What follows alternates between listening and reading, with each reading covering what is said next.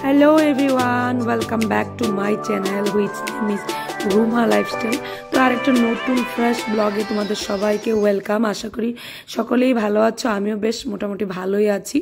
তো সকালবেলার কাজকর্ম চলছে দেখে বুঝতেই পারছো, ম্যাক্সিমাম টাইম আমি তোমাদের সাথে মর্নিং রুটিনটাই শেয়ার করে থাকি। তো দেখো আজকে আরেকটা মর্নিং রুটিন নিয়ে তোমাদের সামনে হাজির হয়ে গেলাম। সকালবেলা চায়ের পর্ব চলছিল, স্নান দান শেষ, আর এই যে দেখো চা থেকে একদম ধোয়া বেরোচ্ছিল, কারণ সকালবেলার চাটা না আমার কাছে একেবারে মানে কি বলবো, একেবারে বিশাল একটা ম্যাটার। কিন্তু ওটা না খেলে আমার মাথা ব্যথা কমেই না। কিন্তু মাসে 2 দিন আমি সকালবেলা চা খাই না। যেদিন আমার একাদশী থাকে তো আমার 2 দিন সকালে চা খাওয়া হয় না। সকাল বলতে সারাদিনই চা খাওয়া হয় না, কিন্তু তখন না তেমনটা প্রবলেম হয় না, জানি না প্রভুর কৃপাই মনে হয়। কিন্তু পরের দিন আমার সকালবেলা এমন একটা তাড়াহুড়ো থাকে, কখন সে পারনা করবো আর কখন সে চা খাবো আমি। তো চাটা আমার কাছে একটা কি বলবো হেলথ ড্রিঙ্কসের মতনই কাজ করে। তো দেখো ঘরে এসেছি সিঁদুর পরতে, চা তো খেয়ে নিচ্ছি, তো জলটাও খেয়ে নিচ্ছি, একটু সিঁদুর পরে নিয়েছি। তারপর ছেলেকে এই যে সকালবেলার স্নান দান করানো, আমার ছেলেকে আমি সকাল সকালে স্নান করিয়ে নিই। আর কি বলতো, এই যে সকাল সকাল বাচ্চাদেরকে স্নান করানো, সেটা আমার পক্ষে একটা বিরাট বড় কাজই থাকে বলতে পারো। তো ওকে একটু পড়তে বসিয়ে চলে এলাম আবার সেই রান্না করে, কারণ ও তো স্কুলে যাবে, তো ওর জন্য খাওয়া দাওয়াও রেডি করতে হবে, তাই না? এদিকে দেখে বুঝতেই পারছো মুগ ডাল আর লাউটাকে সেদ্ধ করে নেওয়া হয়েছে, এটাই রান্না করব। আর ওইদিকে প্রেসার কুকারে আলু বসিয়ে দিচ্ছি, আলু দিয়ে কিছু একটা করব। তো সমস্ত কিছু দেখার জন্য ব্লগটা দেখতে থাকো, আশা করি তোমাদের ভালো লাগবে। এইদিকে দেখো কড়াইতে সম্বার দেওয়ার জন্য এই যে তেল আর শুকনো লঙ্কা দিয়ে দিয়েছি। এখন দিয়ে দিলাম 5 ফোড়ন। এটা কি বলতো, প্যাকেট থেকে 5 ফোড়নটা দিয়ে দিচ্ছি, কারণ 5 ফোড়ন যে কিনে নিয়ে এসেছি, তো ওটা আর কৌটোতে রাখা হয়নি। আর অবস্থা দেখো, এক হাতে ক্যামেরা এক হাতে সবজিটা ঢেলে নিচ্ছি, আর মানে কি বলবো সাংঘাতিক অবস্থা। তো এই বাটিটার মধ্যে কিছু লেগেছিল, তো ওটাও আর ফেলিনি। এখন দেখো প্যাকেটটা থেকে কৌটোর মধ্যে শিফট করে নিচ্ছি 5 ফোড়নটা। আর এটা সানরাইজের 5 ফোড়ন একটা প্যাকেটে পাওয়া যায়, 10 টাকা প্যাকেটটার দাম, দারুণ খুব ভালো। তবে কি বলতো, বাইরের খোলা 5 ফোড়ন থেকে প্যাকেটের 5 ফোড়ন বিভিন্ন গোটা মশলা নিয়ে আসলে না শান্তিতে খাওয়া দাওয়া করা যায়। কেন বলতো, টেনশন ফ্রি, কারণ ওগুলোর মধ্যে না মাটি সাটি লেগে থাকে না, আর বাইরে থেকে খোলা আনলে মাটি টাটি লেগে থাকে। তো সয়াবিন রান্না করব, সয়াবিনটাকে ভিজিয়ে নিচ্ছি। এই যে দেখো সসপ্যানের মধ্যে সয়াবিন 2 প্যাকেট ভিজিয়ে নেব, ভিজিয়ে রেখে চলে যাব অন্য কাজকর্ম করতে। আর ওই দিক দিয়ে আর ধনেপাতাও নিচ্ছি, ধনেপাতাটাকে ধুয়ে নিচ্ছি, কারণ এই যে লাউ মুগ রান্না করলাম, এটার মধ্যে ধনেপাতা অবশ্যই দেব। তো ধনেপাতা না দিলে না কি বলবো, ধনেপাতা না দিলে না জমে না। ধনেপাতা এখন নতুন বের হয়েছে, তো ওটার ফ্লেভারটা দারুণ লাগে। তো দেখো হয়ে গেছে, ডাইনিং টেবিলও নিয়ে এসেছি। এখন আবার রান্না করে চলে গেলাম। এই যে দেখো কড়াইতে তেল দিয়ে দিয়েছি, এখন কি দেবো তোমরা দেখতেই পাবে। কড়াইয়ের তেলটা না একদম ভালোভাবে গরম হয়ে নিতে হবে। আর এটা সরষের তেল, এজন্য দেখে বুঝতে পারছো তোমরা ধোঁয়াটা একটু বেশি উঠছে। আসলে কি বলতো, এই যে সাদা রিফাইন তেল সয়াবিন তেল থেকে সরষের তেলটা না ভারী হয়, এজন্য তেলটা একটু গরম হতে দেরি লাগে, আর ধোঁয়াটাও প্রচণ্ড পরিমাণে হয়। এই যে এদিকে দেখতে পাচ্ছ ওইদিকে আলু আর কিছু একটা পটলের খোসাটাকে সেদ্ধ বসিয়েছিলাম। তো আলু আর পটলের খোসাটা সেদ্ধ হয়ে গেছে, এটাকে নামিয়ে নিয়েছি প্রেসার কুকার থেকে। এইদিকে সবজির মশলাটা রেডি করে নিচ্ছি, না সরি, এদিকে পটলের খোসাটাকে আমি পেস্ট করে নিয়েছি। এই যে দেখো, আর আমার মিক্সার গ্রাইন্ডারের ক্যাপটা না একটু ভেঙে গেছে, এটার আর কোনো জোড়াতালি দেওয়ার কোনো অপশন নেই আমার কাছে। দেখে বুঝতেই পারছো, তোমাদের ম্যাক্সিমাম না হোক মিনিমাম অনেকের ঘরে হয়তো এই প্রবলেমটা ফেস করো।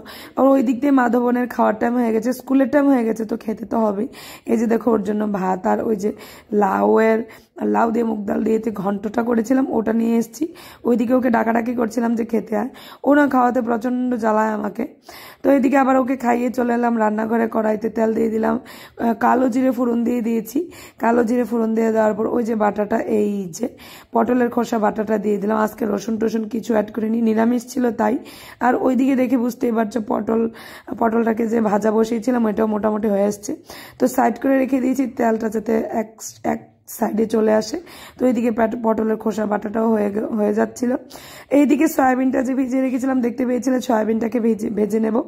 তারপর না আমার রুটিনটা একটু এলোমেলো হয়ে গেল। মাধবনকে স্কুলে দিতে চলে গেছি, তো শাশুড়ি মাকে বলছিলাম বাকি সবজিটা তুমি করে নাও। ওই যে আলু পটল সয়াবিনের সবজিটা ওকে আমার শাশুড়ি মাকে করতে বলছি।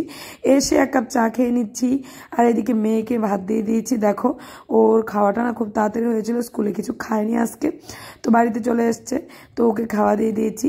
এই যে লাউয়ের ঘন্টটা আর ওই যে দেখতে পাচ্ছ একটু বাটা দিয়ে দিলাম, ও খেয়ে নিচ্ছে। তো রান্না অনেকটাই শেষ হয়ে গেছে, মোটামুটি শেষই। তো আমি চলে এসেছি আমার রুমে, দেখবে এখন কি কি কাজ করি। এদিক সেদিক করতে করতে কাজকর্ম করব। এইদিকে কিছু কাজ করছিলাম মোবাইলে, আর ওইদিকে কাপড় চোপড় দেখে বুঝতে পারছো বিছানার মধ্যে গুছাবো।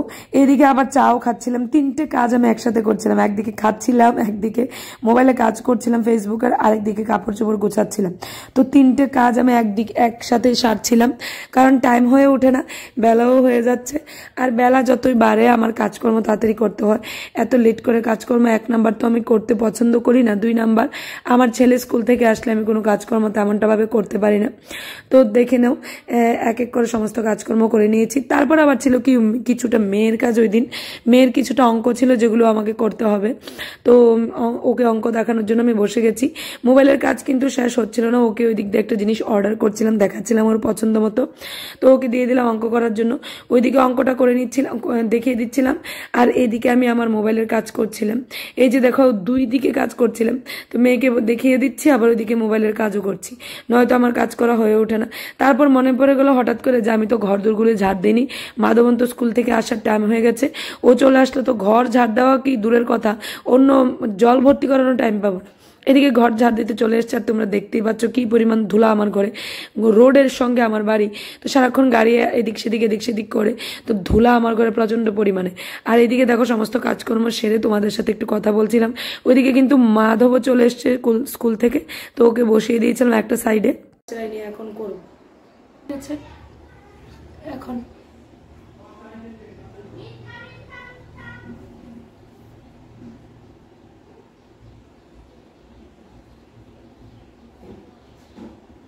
মাধব চলে আসে আজকে। এটা খাবে না, এটা খাবে না, অনেক পুরনো বেবি বয়, এটা অনেক পুরনো রে। হ্যাঁ পুরনো, উল্টা পাল্টা জিনিস খেতে চাইছে, স্কুল থেকে চলে আসছে। এখন ওকে হাত পা ধুয়ে দেবো, ধুয়ে ফ্রেশ করিয়ে নেবো। আজকে না সকাল থেকে আমি কিচ্ছু করার টাইম পাইনি, একটু ওয়েট, একটু পরে আসছে মাধবকে ফ্রেশ না, পরে নিলাম।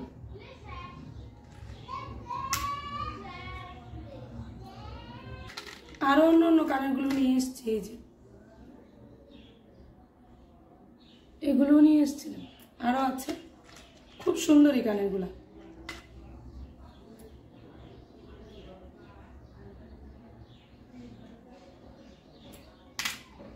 অনেকগুলো একসাথে নিয়ে এসছি, আসলে চেঞ্জ করে করে পড়তে বেশ ভালোই লাগে, কিন্তু দেখবে সাজগুজ করতে খুব ভালোবাসি আমি, খুব সাজগুজ করতে খুব ভালো লাগে, আমি সেজেগুজে থাকতে খুব ভালোবাসি। আমি মনে করি প্রত্যেকটা মেয়ে সেজেগুজে থাকতে ভালোবাসে। আর মেয়েরা সাজগুজ করতে পারে না একটা মাত্র কারণে, সংসারের কাজের প্রেশার। সত্যি হাউসওয়াইফ হলেই হাউসওয়াইফের মর্মটা বোঝা যায়।